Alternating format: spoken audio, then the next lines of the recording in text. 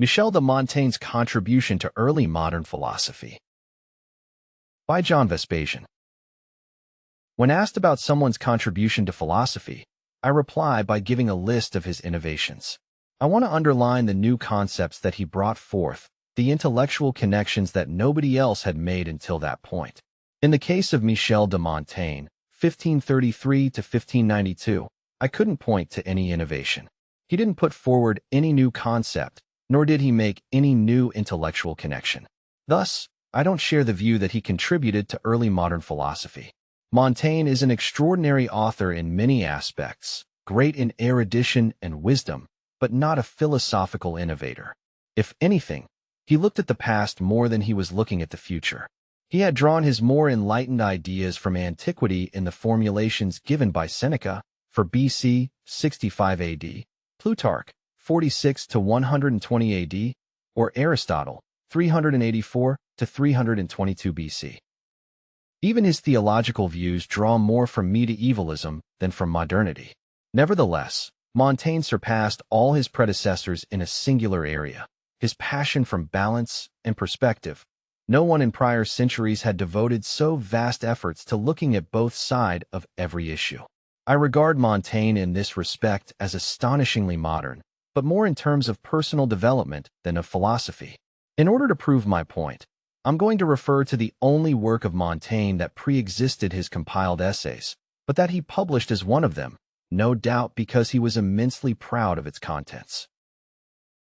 Michel de Montaigne's Apology for Raymond Sebond. Montaigne had written the Apology for Raymond Sebond years before he decided to abandon his legal career to relocate to the countryside and devote himself to research and writing. In the Apology for Raymond Sebond, we find, though, that Montaigne's personal philosophy had already congealed.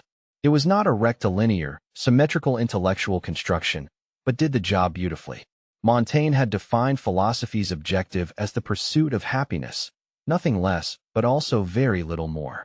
His interest in metaphysics, epistemology, politics, or aesthetics was narrow and purpose-bound.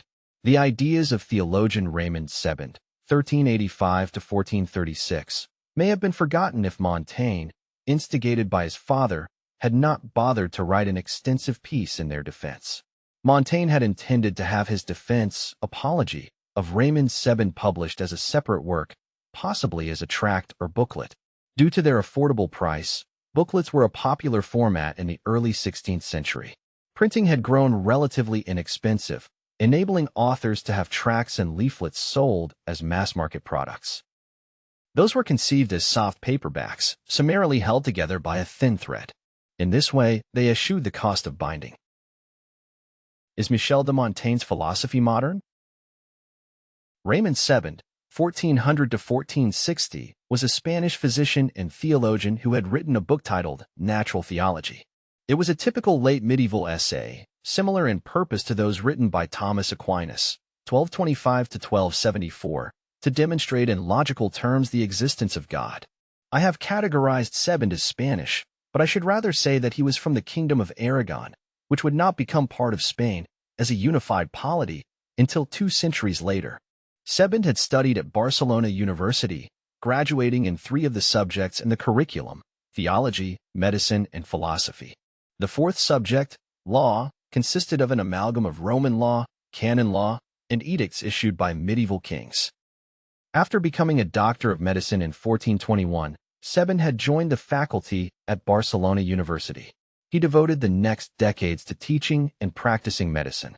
In his book, Natural Theology, Sebond sustains that, if we look at nature, we cannot fail to grasp the existence of God. He argues that the natural world, due to its orderly complexity and beauty, points to the existence of a creator. Sebond's theological arguments are far more simplistic than those employed by Thomas Aquinas. They draw more concepts from Benedict and Francis of Assisi than from late scholastic thinkers. Michel de Montaigne's modern mentality. Montaigne's father, who was not himself an intellectual, had Sebond in high regard. He had acquired a copy of the Natural Theology in Latin and read it assiduously. He eventually asked his son Michel de Montaigne to introduce Sebond's work to the French public. How's Montaigne's treatment of Sebond? I would rate it as rather bland and prone to circular thinking, but it has the merit of setting Montaigne on the path to literary achievement. Montaigne's best friend, Étienne de la Boétie, 1530–1563, had also rated Sebon's theology as simplistic. Augustine, 354–430 AD, might have praised Sebon for his emotionalism, but there are centuries of philosophical debates between Augustine and Montaigne's lifetime. Despite the distinct medieval roots of Montaigne's apology for Raymond Sebon, some historians consider it modern and a precursor. René Descartes, 1596–1650, Blaise Pascal, 1623–1662, and Friedrich Nietzsche, 1844–1900. I disagree about the modernity in the contents, but not in the mentality.